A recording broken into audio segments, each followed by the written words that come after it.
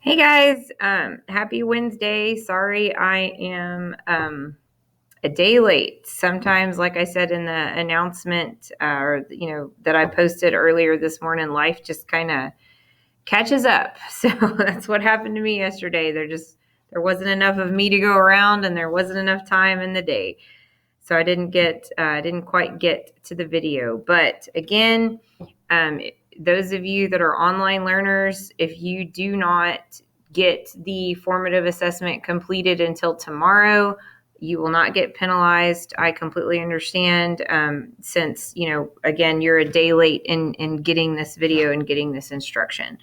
And again, I apologize about that. So, yesterday we started talking about, again, Julius Caesar and how his life really truly plays into the end of the Republic.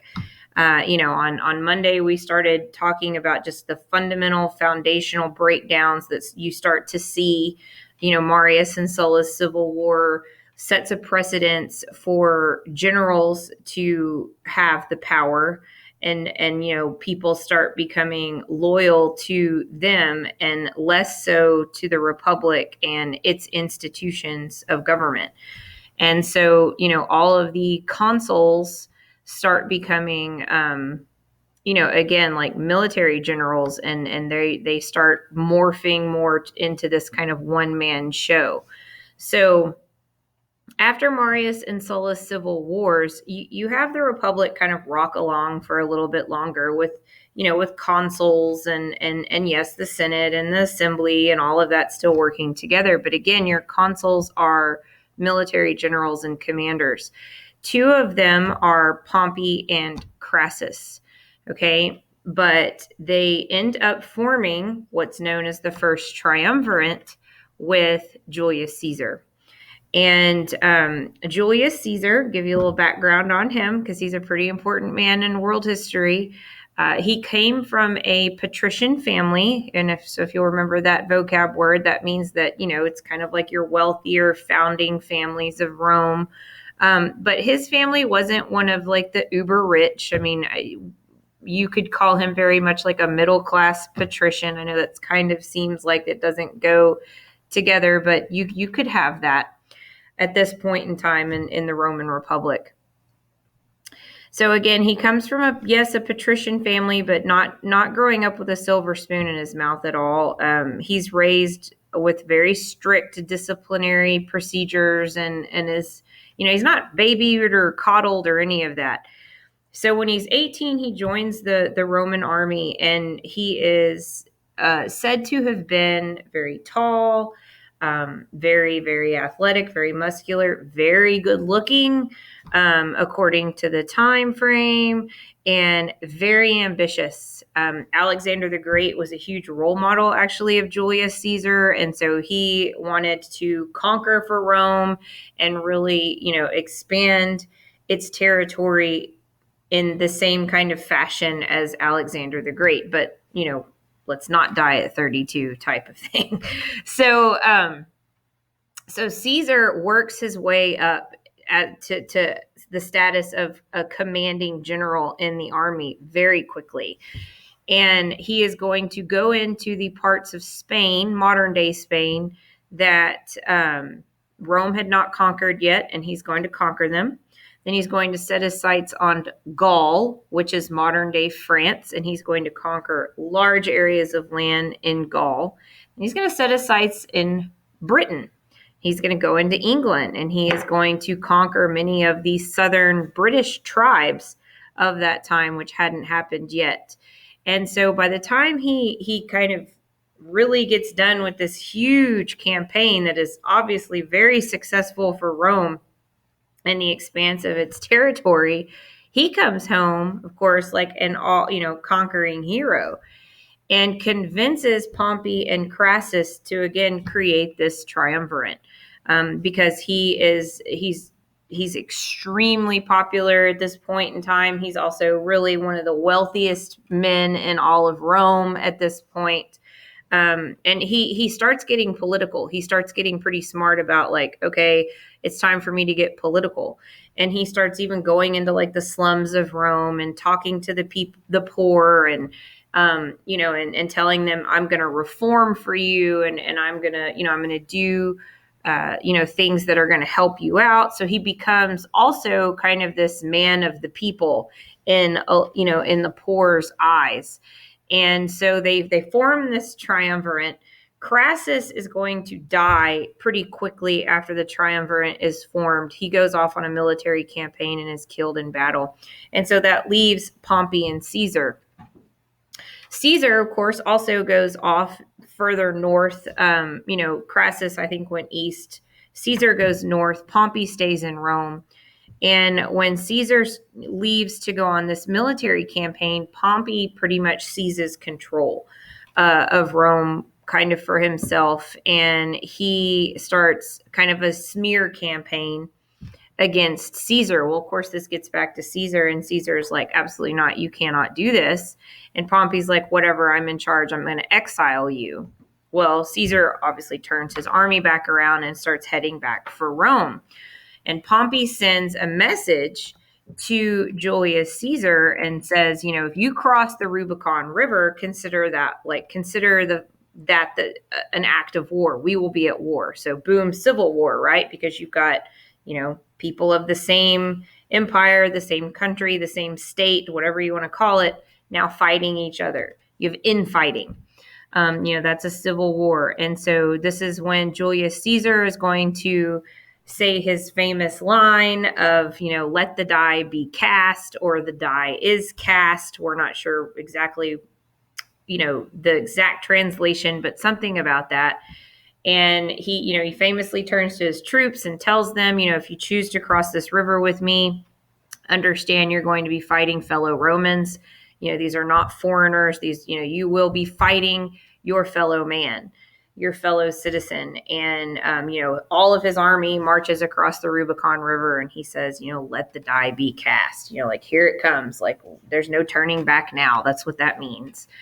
So Caesar and Pompey's armies are going to fight. Caesar's are going to win. Pompey is going to flee. He's going to run away. Okay, and he runs to Egypt. All right. And so Julius Caesar, of course, has won. Now he is in control of Rome. And, is very much made like consul. He's not made dictator just yet, but like he's the consul, he's in charge. He does have a co-consul. I'm not sure if it's Mark Antony yet at that point. But anyways, it's irrelevant. I mean, I'm not going to like test you on anything, even if I can't quite remember. But anyways, he is won. He's pretty much in control now. But with Pompey on the loose, he's like, I got to go catch him. We can't have him like roaming around. So Caesar is going to sail to Egypt, to Alexandria. And when he gets there, the Egyptian king is a 10-year-old little boy named Ptolemy the 13th. And when he gets there, Ptolemy and his advisors and his entourage are sitting there literally with Pompey's head on a platter. Like, literally, they knew Pompey had come to Egypt. They hunted him down, found him, and killed him for Caesar. And if some of you are asking at home, like, why in the world would an Egyptian king kill this Roman guy that's running away from Julius Caesar? Well, you have to think about this. Julius Caesar is now the most powerful man in the Mediterranean. Okay. And that's huge at this point. I mean, that's pretty much, kind of the civilized world at this point in world history is the areas around the Mediterranean. And so you want him to be your friend. I mean, you want him as your ally. He is definitely like numero uno celebrity, leader, military commander, and so again, you want him to be your buddy. So he is then made a guest, of course, of the Egyptian king and court. And in his private quarters later that night, 2 slaves bring a rolled up carpet. And they roll the carpet out. And at the end of the carpet, once it gets to his feet, who is laying there on the carpet? Cleopatra. the 21-year-old older sister and princess of Egypt. Okay. And so she is said to have been, of course, like very, very witty, very educated, also very beautiful. And she was a lot younger than Julius Caesar was at this point. I think Julius Caesar was like in his late 40s when he's in Egypt hunting Ptolemy down. And she was, 21. But again, still most powerful man pretty much in the world at this point. And she had her own motives. She basically says to him once she rolls herself out of her carpet and, basically displays herself on this carpet at his feet. What a pretty big way to make an entrance. She's like, I need your help and I'll do anything. I'll do anything to get your help. And she wanted her brother dead. She wanted to take control of Egypt. And so Caesar and Cleopatra, no surprise here, are going to start a love affair. And Ptolemy the 13th is going to go bye-bye. And Cleopatra will become queen of Egypt. And Caesar and Cleopatra, because, love affairs result in this, will have a child. And his name is Caesarion. But, and Caesar will stay in Egypt for a little bit, but then, it's time to go back to Rome. So he heads back to Rome. And when he gets there, he actually takes Cleopatra and Caesarion with him. But Cleopatra is not well received. She's foreign. She's also considered, very provocative, much more sexual than Roman propriety would have women behave, and so she's not well received, and so she leaves pretty quickly after she gets to Rome, and she takes Caesarion with him, because you have to understand, yes, Caesarion is Julius Caesar's son, but he's not his legitimate son. Caesar and Cleopatra were having a love affair, so Cleopatra was his mistress, and so Caesarion really can't be Julius Caesar's true heir. He can be Cleopatra's, but he cannot be Caesar's, because he did not result, he's not the result of a Roman legitimate marriage. So Cleopatra and Caesarion go back to Egypt, and of course, Julius Caesar stays in Rome. He is then at that point in 47 BC declared dictator. Okay, and he's declared dictator, again and again and again. He's declared it again in 46 and 45. And then in 44 BC, he's actually made dictator for life. Okay, so that means that the people are choosing for him to be a one-man show, basically, and have complete control of Rome for as long as he lives. All right. And, that's pretty powerful. I mean, again, and Rome is supposed to be a republic, a representative government. The Senate and the Assembly and the consuls and the praetors, they're all supposed to be working together and checking each other's power. And that has now officially gone away, with Caesar being named dictator again and again and again, and then officially for life in 44 BC. So you can imagine the Senate members are like, this is not what is supposed to happen. And they want to preserve the republic. And let's just be honest, they also want to reserve their own power. They're threatened by Caesar's power and his popularity. And so, they start to plot. Two men are the masterminds behind Julius Caesar's assassination: Cassius and Brutus. Brutus is the one most people kind of focus in on, because he was one of Julius Caesar's really close friends and confidants. And so, his role in Caesar's assassination is often looked at as, the ultimate betrayal. So what's going to happen is Caesar is about to leave on a military campaign again, and he's called to the Senate House, the Senate building, for a special meeting. And what's crazy is his Roman wife, Calpurnia, actually has a dream a premonition really that he's going to be assassinated. And she even tells him, like, I think you just need to leave. Or, you don't need to go. You should just get out of town. Like, I'm scared that, I've had this dream. I'm scared you're going to be assassinated. And he actually ignored her. And so he goes to the Senate House. 60 senators are going to surround him. They're going to pull out daggers and they are going to stab him 23 times to his death. So he puts up a big fight according to history. He's fighting because hello, it's Julius Caesar. He's not going to go down without a fight until he sees Brutus.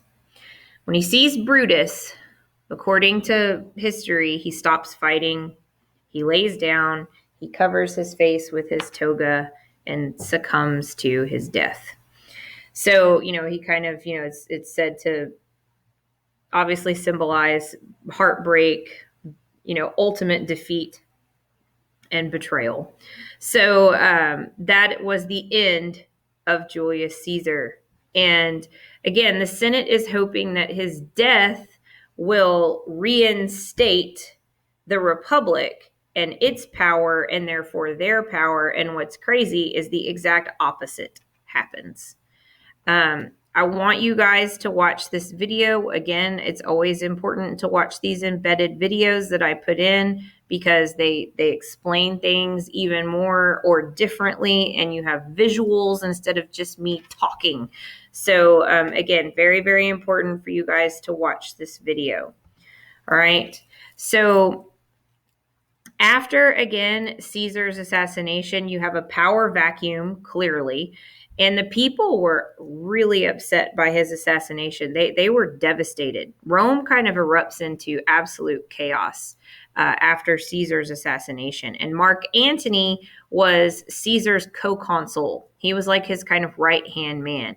So he stands up, makes this very emblazoned speech, this will not stand. We will avenge Caesar. And he sets up a second triumvirate.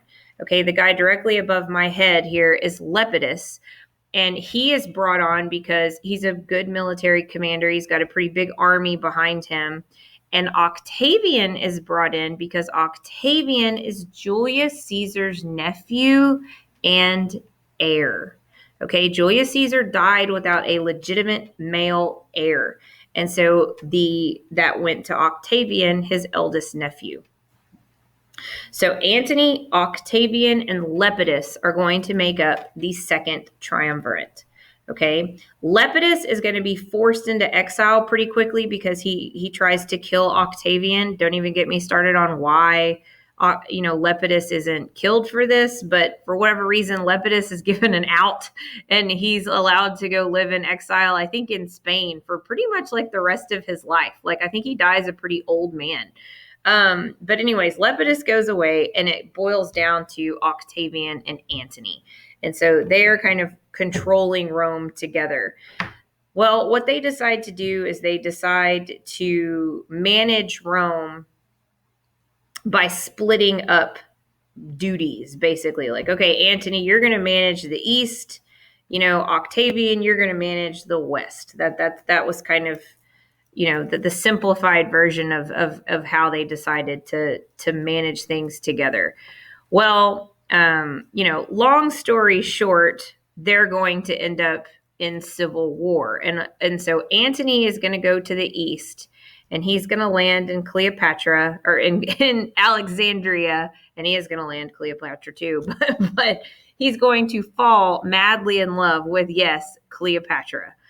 Remember, there was like a 25, 30 year age gap between her and Julius Caesar when they were together. So, it's not crazy for her to still be around.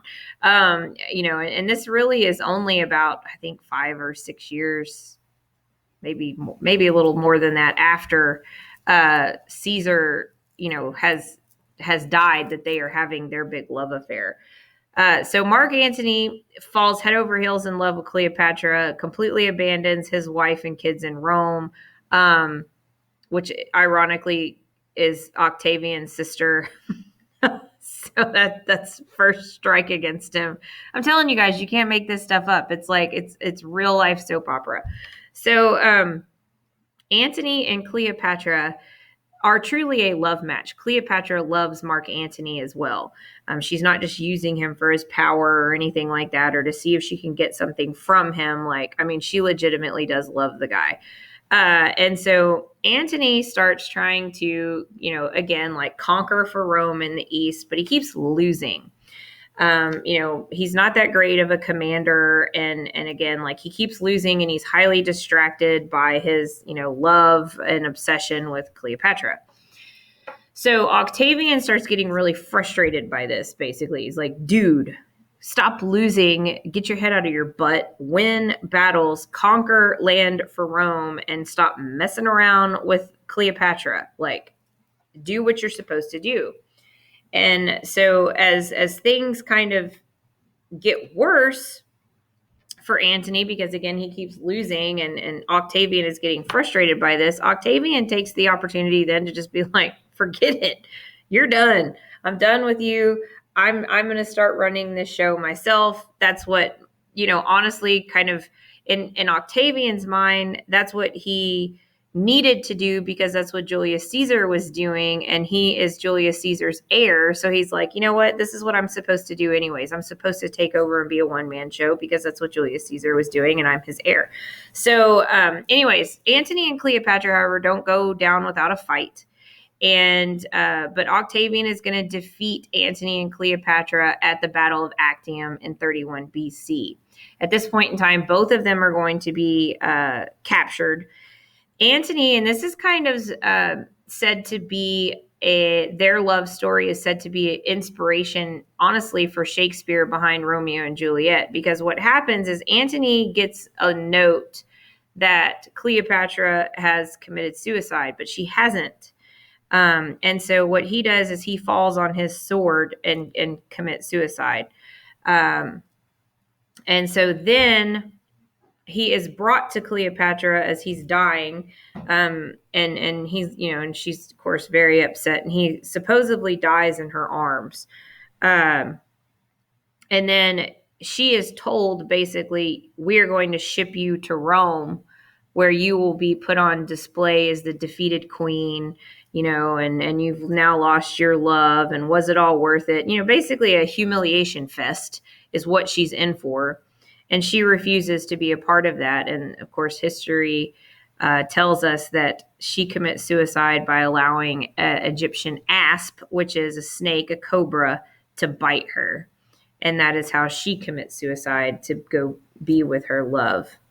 So this video is actually one we're watching today after they take their formative, and gives you all kinds of details about Cleopatra and Antony, much more so than I did. I just kind of gave you the cliff notes. And I am going to go ahead in this video and talk about Augustus, who is Octavian. Okay. Octavian is obviously, once Antony and Cleopatra are defeated, he's in charge. And he has the army behind him. No one trusts the Senate anymore. The Senate has basically been disbanded. The people of Rome looked at the Senate as, entitled, aristocratic, corrupt men. And so no one trusted them anymore. And so Octavian just seizes complete control and becomes emperor of Rome. And guys, that's it. The Republic is over. Rome as an empire has emerged, with Octavian being the very first Roman emperor. Julius Caesar was not the first emperor of Rome. Okay. Remember, Julius Caesar was still operating under the Republic, yes, as a dictator, but the first emperor of Rome is his nephew Octavian, aka Augustus. Okay, July, August. So, anyways, he's gonna come onto the scene, and there's all kinds of conflicting historical opinions on the reign of Augustus, Rome's first emperor. And of course, there's all kinds of conflicting opinions on any really major historical figure. There's always going to be the good and the bad, and it's kind of like watching CNN versus Fox today. It depends which narrative you want to listen to. It's the same throughout history with, okay, well, which historian's viewpoint do you want to take? Some think Augustus was a great emperor for Rome, and others think he was terrible.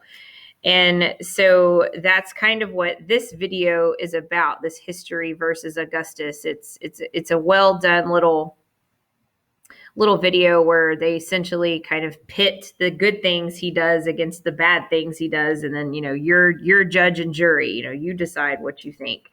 But I'm going to go back a slide. His famous quote is, "I found Rome a city of rubble and left it a city of marble." And and he does. He stabilizes the frontiers of the empire. He adds new territory to it. He increases the army.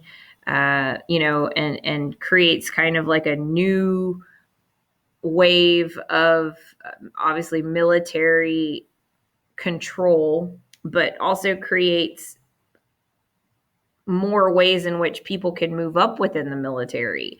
And so he he reforms, helps the poor, and so he was ruling Rome. I mean, some could argue pretty fairly, even as a one man show.